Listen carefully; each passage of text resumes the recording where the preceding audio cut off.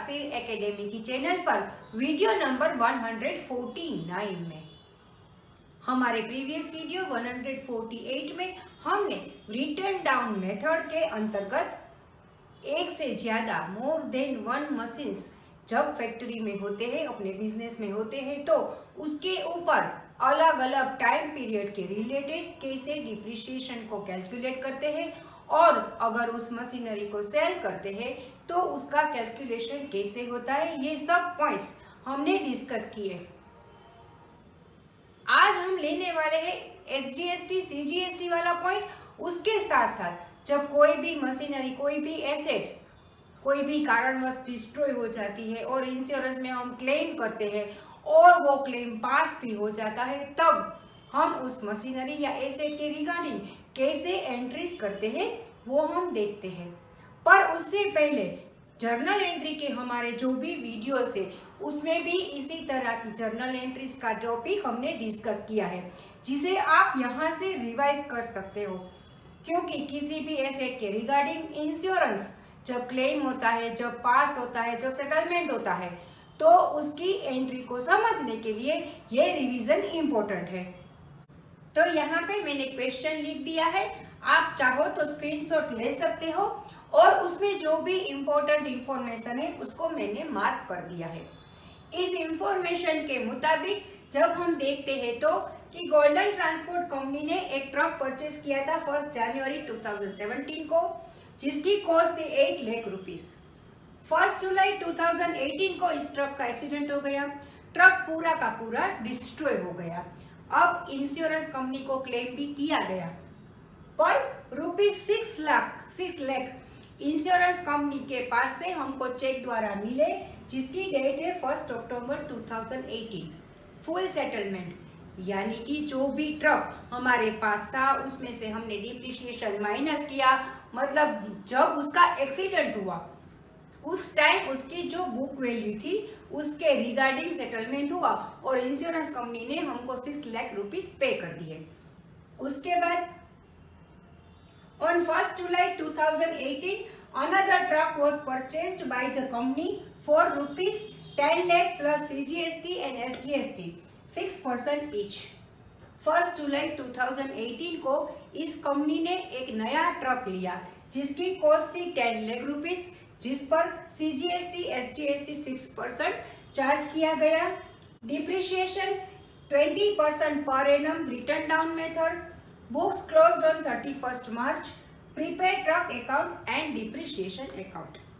तो इस दोनों ट्रक की इंफॉर्मेशन पर से हमें depreciation account and truck account prepare करने हैं। अब हम कैलकुलेशन करते हैं डिप्रिसिएशन का।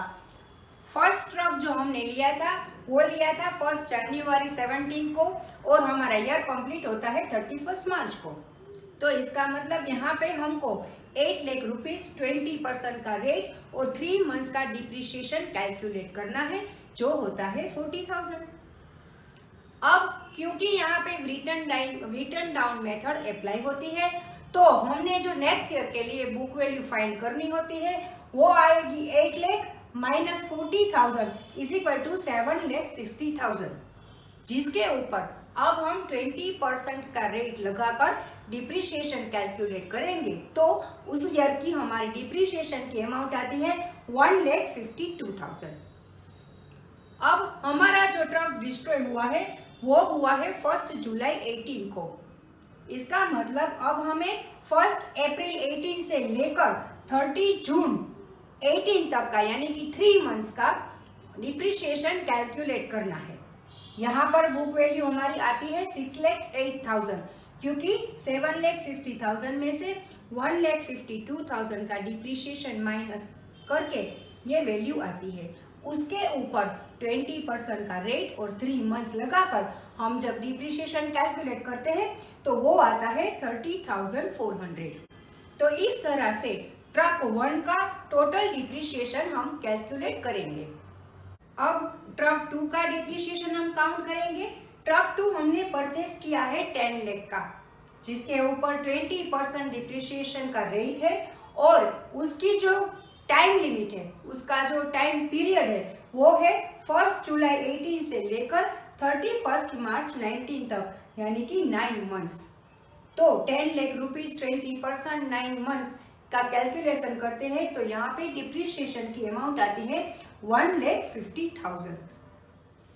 अब ट्रक 1 के रिगार्डिंग एक और इंफॉर्मेशन हमको दी गई है कि इस ट्रक को इंश्योरेंस कंपनी में हमने क्लेम किया और इंश्योरेंस कंपनी ने हमको 6 लाख रुपीज फुल सेटलमेंट कर दिया और चेक के द्वारा पेमेंट कर दिया। तो अब हमें ये देखना है कि इस ट्रक के ऊपर हमें जो 6 लाख रुपीस मिले उसमें से हमें गेन हुआ या लॉस हुआ। तो उसके लिए पहले हमें ट्रक की बुक वैल्यू फाइंड करनी है।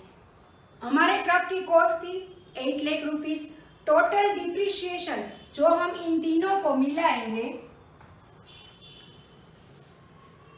तो होगा हमारा 2,22,400। ट्रक की कॉस्ट में से डिप्रिसिएशन को माइनस करते हैं तो इस डेट को ट्रक की बुक वैल्यू आती है 5,77,600। अब इंश्योरेंस कंपनी ने हमको 6 लाख रुपीस का पेमेंट दिया है। हमारे ट्रक की बुक वैल्यू थी 5,77,600। इसका मतलब हमको बुक वैल्यू से ज्यादा पेमेंट मिला है, यानी कि हमारा गेन हुआ है। हमारा गेन की अमाउंट है 22,400। अब इन सारी कैलकुलेशन के ऊपर से हम ट्रक अकाउंट बनाएंगे और डिप्रिसिएशन अकाउंट बनाएंगे। अब बनाते हैं truck account and depreciation account. Truck account में जो हमने फर्स्ट ट्रक परचेज किया था 2017 की जनवरी की फर्स्ट डेट को टू बैंक अकाउंट 8 लाख। अब जब हम डिप्रिसिएशन उसके ऊपर क्रेडिट करेंगे तो बाय डिप्रिसिएशन अकाउंट 40,000 और जो हमारी बैलेंस होती है वो नेक्स्ट ईयर के लिए हमारी बुक वैल्यू होती है, जिसको हम यहाँ पे ले जाएंगे 7,60,000। अब वापिस उस ईयर का डिप्रिसिएशन हम कैलकुलेट करेंगे, लिखेंगे और फिर जो हमारी बैलेंस आती है मतलब थर्ड ईयर के लिए हमारी जो बुक वैल्यू आती है 6,08,000, इसे हम यहाँ ले जाएंगे। उसके बाद इस ईयर में इस ट्रक डिस्ट्रॉय हो चुका है। इंश्योरेंस कंपनी ने हमें क्लेम के 6 लाख रुपीस दे दिए हैं तो 6 लाख रुपीस बैंक अकाउंट हम लिखेंगे और यहाँ पे ट्रक के रिलेटेड जो भी हमें गेन हुआ, जो हमने अपनी वर्किंग नोट में कैलकुलेट किया था, वो गेन भी लिखेंगे। उसके साथ साथ उसी डेट को हमने एक नया ट्रक परचेज किया है तो उसकी भी एंट्री यहाँ पे डालेंगे। फिर उस नए ट्रक की और जो डिस्ट्रॉय हो चुका है उस ट्रक का 3 मंथ्स का डिप्रिसिएशन दोनों को यहाँ पे कैलकुलेट किया है, जो अमाउंट आती है 1,80,400, जिसको हम फिर से क्रेडिट करेंगे। और अब जो बाकी की हमारी ट्रक की बैलेंस है जो नेक्स्ट ईयर के लिए बुक वैल्यू होगी 8,50,000, वो अब यहाँ पे हम आगे ले जाएंगे। तो इस तरह से 2017 की 1 जनवरी से लेकर 31 मार्च 2019 के ईयर का हम ट्रक अकाउंट बना सकते हैं। अब क्वेश्चन में जो था CGST एंड SGST वाला पॉइंट वो देखते हैं। जब हमने दूसरा ट्रक लिया तो वहां पे कहा गया है कि CGST एंड SGST 6% ईच हमने पे किया है। तो जिन स्टूडेंट्स को अभी GST का चैप्टर बाकी है करना, वो सब यहाँ से रिवाइज कर सकते हैं। हमारा GST रिलेटेड सारे वीडियोस का प्लेलिस्ट आप यहाँ से रिवाइज कर लेना, क्योंकि उसमें भी हमने समझाया था कि CGST हो, SGST हो, IGST हो, किसी भी तरह का GST पेड किया है तो भी वो हमारा एक्सपेंस नहीं है और कलेक्ट किया है तो भी वो हमारी इनकम नहीं है। अल्टीमेटली वो गवर्नमेंट को ही जाती है। गवर्नमेंट के बदले हम उसे कलेक्ट करते हैं, हम उसे पे करते हैं। तो यहाँ पर भी CGST एंड SGST का पॉइंट है, उसमें यही कहना है कि वो हमें सेट ऑफ करना होता है जब हम CGST SGST कलेक्ट करेंगे तब। इसीलिए ट्रक की कॉस्ट में हमें उसे ऐड नहीं करना है। अब बनाएंगे हम डिप्रिसिएशन अकाउंट, जो कि काफी सिंपल है। 2017 की मार्च 31 को हम डिप्रिसिएशन अकाउंट में डेबिट करेंगे टू ट्रक अकाउंट 40,000, जिसको हम ईयर के एंडिंग में प्रॉफिट एंड लॉस अकाउंट में ट्रांसफर करते हैं। ठीक उसी तरह से 2018 का और ठीक उसी तरह से 2019 का डिप्रिशिएशन भी डेबिट करके फिर उसको प्रॉफिट एंड लॉस अकाउंट में हम ले जाते हैं। तो इस तरह से बहुत ही आसानी से हम किसी भी ट्रक, किसी भी मशीनरी के रिलेटेड रिटर्न डाउन मेथड से मशीनरी अकाउंट, डिप्रिशिएशन अकाउंट बना सकते हैं। पर ध्यान रहे, सबसे पहले क्वेश्चन में दी गई सभी इंफॉर्मेशन को एनालाइज करना है, क्वेश्चन को ब्रेक करके सारी इंफॉर्मेशन को समझना है। डेट, अमाउंट, रेट, इन सब का ध्यान रखना है। उसके रिगार्डिंग पहले वर्किंग नोट्स बनानी है, क्योंकि फिर मशीनरी अकाउंट हो, डिप्रिसिएशन अकाउंट हो, उसमें वर्किंग नोट के रिलेटेड अमाउंट डालने में हमें काफी आसानी हो जाती है। इसीलिए वर्किंग नोट बनाना बहुत ही इम्पोर्टेंट होता है। डेट, अमाउंट का ख्याल करना भी इतना ही इम्पोर्टेंट होता है। हमारे नेक्स्ट वीडियो नंबर 150 में हम लेंगे अनदर एग्जांपल, जिसमें हम डिप्रिशिएशन अकाउंट तो बनाएंगे ही, पर जो कि हमने अपने प्रीवियस वीडियो में डिस्कस किया था, प्रोविजन फॉर डिप्रिशिएशन अकाउंट। तो दोनों सिचुएशन में हम अकाउंट बनाएंगे।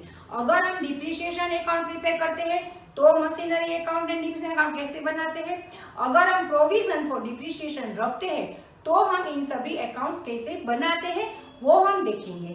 तब तक stay tune with Shiv academy. Thank you.